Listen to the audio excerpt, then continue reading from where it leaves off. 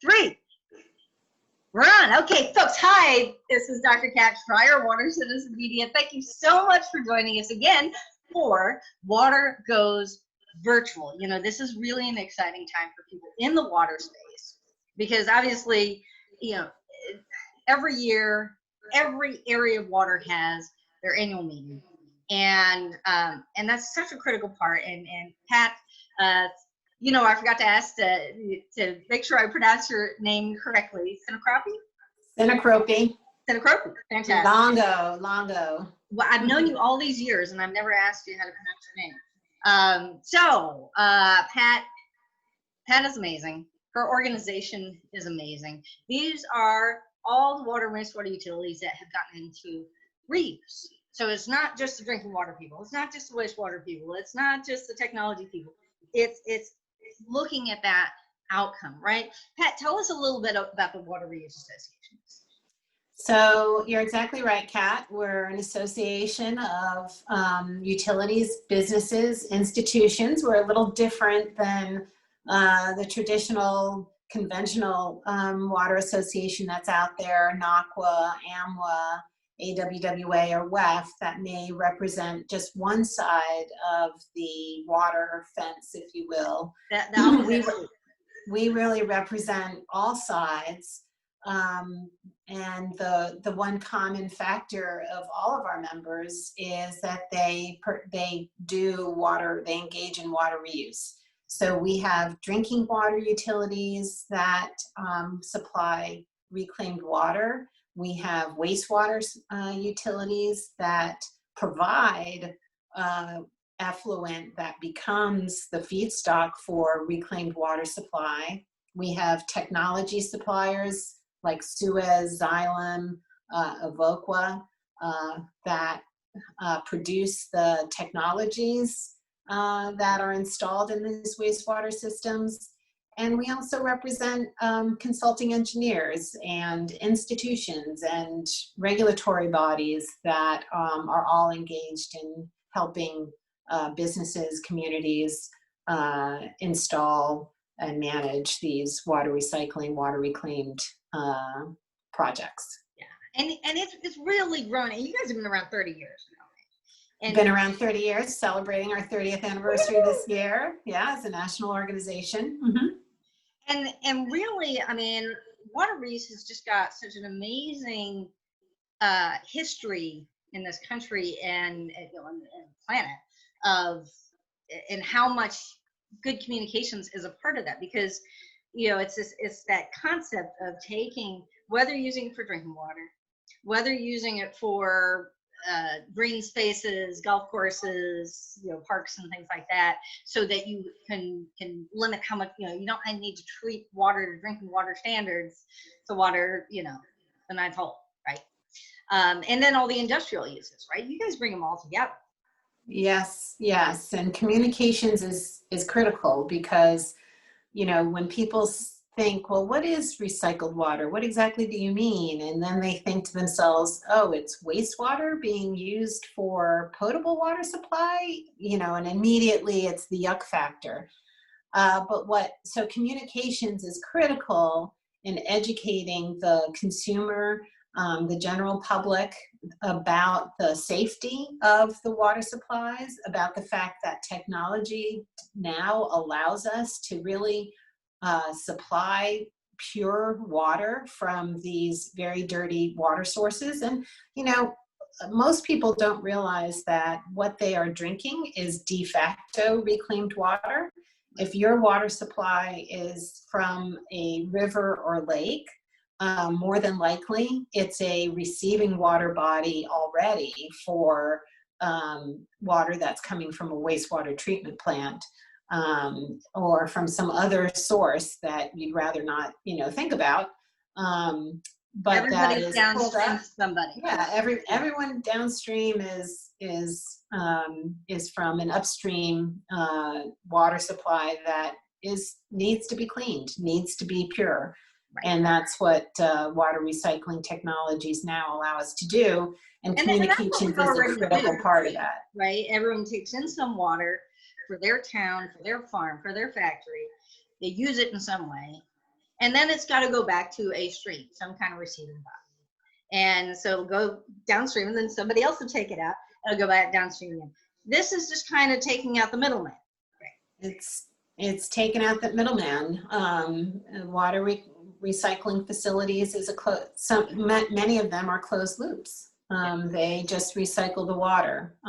Many industries just recycle the water. We now have. They're not taking as much new water out of streams, habitats. I mean, there's so many. The people who do reuse they tend to be outside of the box thinkers, right? They're like, you know what? Yes, this is possible. We're going to find a way to do it, and we're going to make it work, and we're going to bring everyone along. And I've been to a number of reuse events, whether it was when I was at National Academy of Sciences talking about outdoor storage, or whether I was, there as media for the Water Report or the Water Show. And it's such an exciting conference. And people are like, oh no, water's boring. No, water's not boring. These are where you find people who are excited about what they're doing, and they are excited to share what they're doing at their event, right? How does that happen? How are you guys going to do that now that you've gone virtual? Well, I'm really excited about our virtual platform and our virtual conference that starts on Monday. I'm really excited. Excuse me. We are using a great virtual platform, 6Connects.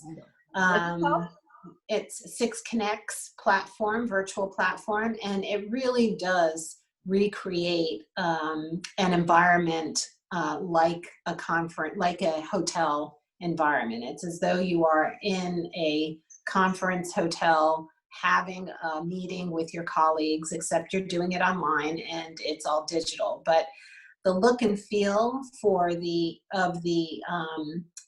virtual platform is really a look and feel of a hotel. So we have a number of terrific plenary sessions and technical sessions about just an array and the range, the full spectrum of water recycling use applications, from industrial use applications to potable use applications, potable supply. So potable drinking agriculture, yeah, potable drinking water quality. Yeah. So, and I was just pulling up on the screen what that looked like. So this is one of the breakout sessions, and let me go back and see if I can do this without setting off the automatic video again. So this was a picture of the ballroom, right? This here. Oh, there goes the video. There we go. Set it off. Yeah. Yeah. All right. That's the video. This is the ballroom. Oh no, this is the breakout room. So that's a picture of the networking lounge. Right. So there's a area on the platform where you could go where other people will go, and it's just like a lobby area of a ballroom, or a reception area where you'd hang out. If you were in a hotel room, you'd probably have a coffee and cookie set up, and people, by the coffee station or water station, just chatting with their colleagues. This is where you go. So much happens in water, right? Yeah. I mean, usually, yes, there's the formal program. And I was just trying to pull up that main ballroom, and it looks like there's a screen, and then it looks like little people sitting in front of the screen, right? And so I'm assuming that's where, the plenary events. Plenary sessions, yeah. Yeah. So everyone's watching that. And then you can also see who's there at the event, and maybe they're chatting about the same things you are, or maybe during a break, you talk to them and then say, hey, I'd love to continue the conversation. You want to step out to out to the lobby and have this virtual lobby available to just sit and have a chat, right? And what's nice about it is that you can strike up chats with anyone, anytime, anywhere in this environment, and it's a private text chat between the two of you, or it could be a public chat in the lobby area with other folks who happen to be in the lobby area with you. So, got it. So everybody in the lobby can see everybody else's conversation. So like if you're because often, and one of the things that I think makes these live events so critical is each of these utilities or organizations in their own town, in their own element, they're dealing with some pretty sensitive stuff. They don't always have other people that they can sit and talk to, like, how do you deal with this? What do you do when this objection comes up? Have you ever worked with this technology? Whatever. And they want to have those conversations with people who are going through the same stuff, right? Right. Or with subject matter experts. Like, we've had a problem with this. Can we have a private conversation with you? This is not something you want to have blasted out to the whole world. And people seem to think, you go online, everyone's going to see it. No. Oh, yeah, there are private chats available, and another fun aspect of doing it virtually online is, how you're in the ballroom and there's always during a plenary session, some folks are talking in the background, and I call them the peanut gallery, is always talking in these low whispers. That'll never work. We tried that before.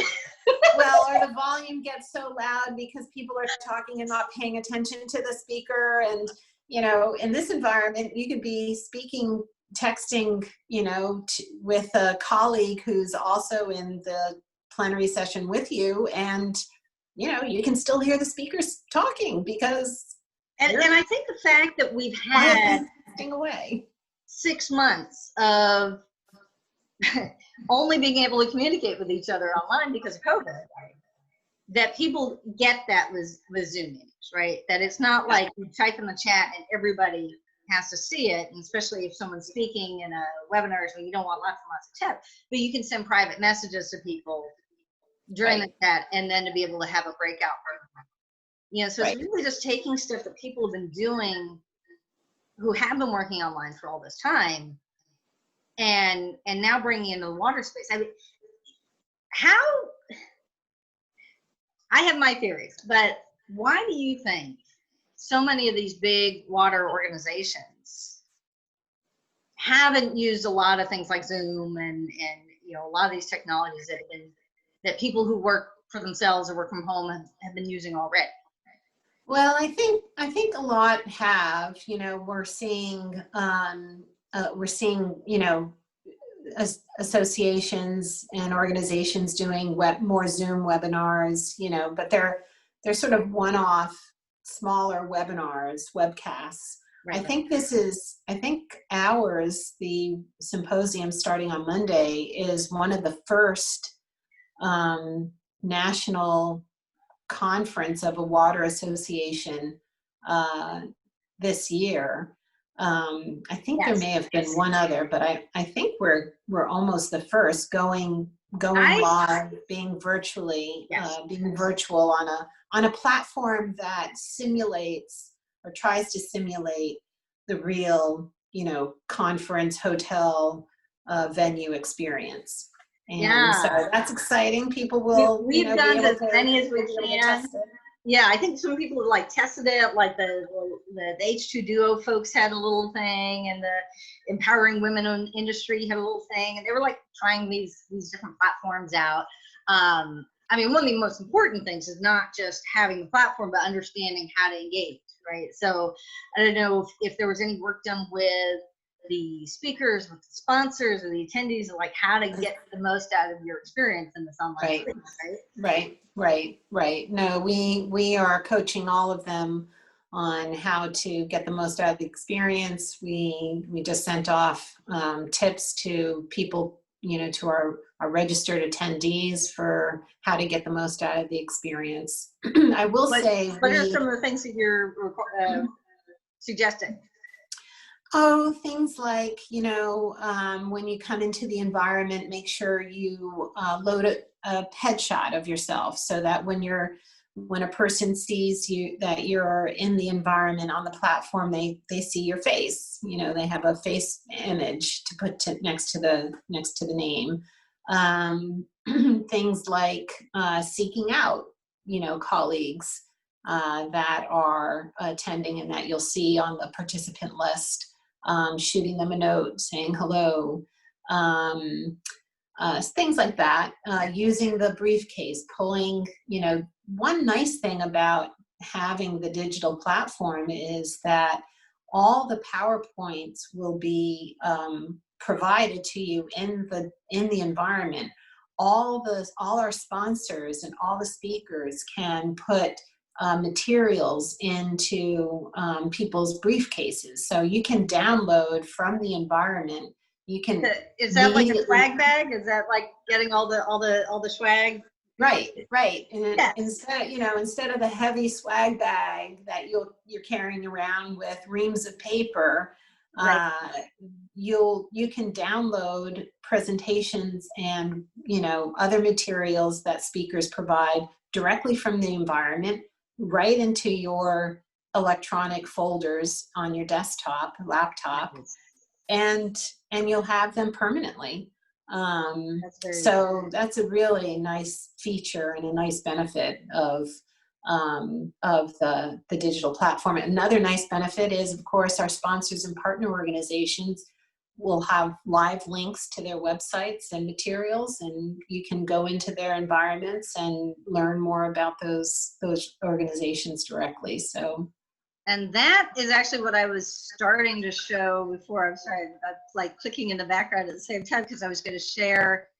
This is something I have not seen. And this is, it kind of happens sometimes, and it's a long process with MOUs and board meetings, and it takes forever to say, we're going to have an event just on water workforce or something, and we got to get all these agreements for all these different, or like the Water Week on Capitol Hill. Right? Mm-hmm. You've done a lot of lobbying, right? Or a lot of legislative work, right? That it takes a village. It takes all of us working together. And what sometimes happens, especially with these events, is like, no, we're the best event. No, we're the best event. It's like, come on, guys, if we work together online, how much better could we do to say, okay, this week is WateReuse this week. Next week is AWWA's week. The following week is West Week, right? And that we all are promoting each other and knowing what our niche is, right? And you've got this array of organizations. Tell us a little bit about the organizations that you guys partner with for the audience. I know them. Oh, they're our partners. They're our partners in the water sector. NACWA, the Water Environment Federation, the AMWA, the Association of Metropolitan Water Agencies, AWWA, the American Water Works Association, the National Rural Water Association, the Alliance for Water Efficiency, AMTA, the American Membrane Technology Association. These are all our partner associations. The Water Research Foundation, which is a co-collaborator on the conference. As we were saying earlier, water recycling really crosses so many sectors and so many aspects of the water cycle that it touches on the clean water side of the house, the drinking water side of the house, and we really work very hard to make sure that we're working collaboratively with our partners. We had a terrific experience with them this past year and a half on developing recommendations for the National Water Reuse Action Plan that EPA led on. And, we've always valued our collaborative partnering relationships with our sister organizations in the community. And these are the kind of conversations that typically would happen as part of a larger event, as a live event. That, we know everyone's going to be there anyway for all the sessions, so we also plan the policy meeting and get all the boards together. We also do this, we also do that, and it all gets kind of lumped together because we're all together at the same hotel, we're all at the same event, right? Now, we're doing that all through the virtual space. And water reuse is not just about clean, it's not just about safe drinking water, at the tap, it's not just about one single way of cleaning wastewater effluent. It's about it's not just about industrial use. It's not just about agricultural use of the product.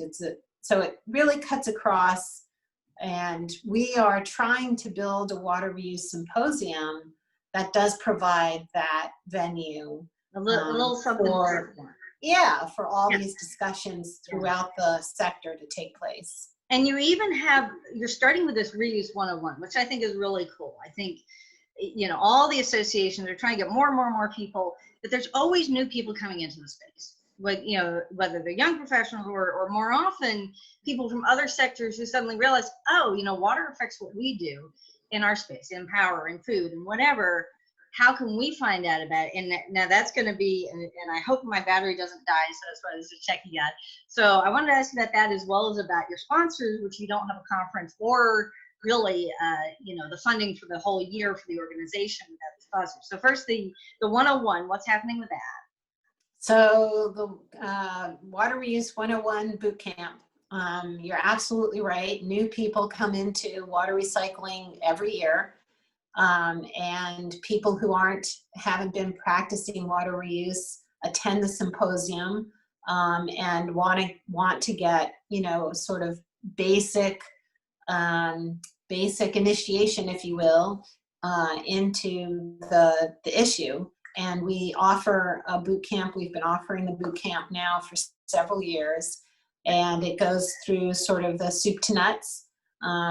You know, your community, you're interested in water recycling, you know, what sort of master planning you would want to do, what are the key critical elements of a water recycling program, how do you approach your local elected officials, what sort of technology considerations would you want to consider, how do you develop an effective public communications campaign. Who do you involve in that? When do you begin outreach? All those issues that that folks need to think about as they're thinking about using water reuse as part of their broader water management strategy. So it's really a way to provide a solid orientation to what recycling is all about and how to get started.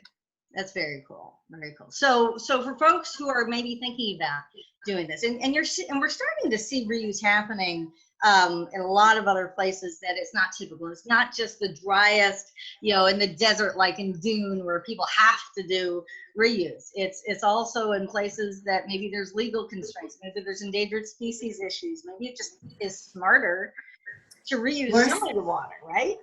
Yeah, I mean, yesterday I shared a post on LinkedIn about Alexandria Renew's efforts to incorporate water recycling into their combined sewer overflow long-term control strategy. It's a great example of a community that is investing a lot of money in CSO control, and because they have, you know, when wet weather comes, like today, it's pouring rain out in front of my window, and they have a lot of overflow. What do you do with it all? Do you just let it run off into the rivers, or do you, you know, try to capture some of that, reuse it, build more efficiencies into your system, use it for things like cooling and cleaning and that kind of thing. Really smart stuff. I love Alexandria Renew. Karen, shout out to Karen is great. Karen, and love yeah, Karen. There's a lot of really good reuse that's happening in the DC area where you are, in Alexandria, Fairfax.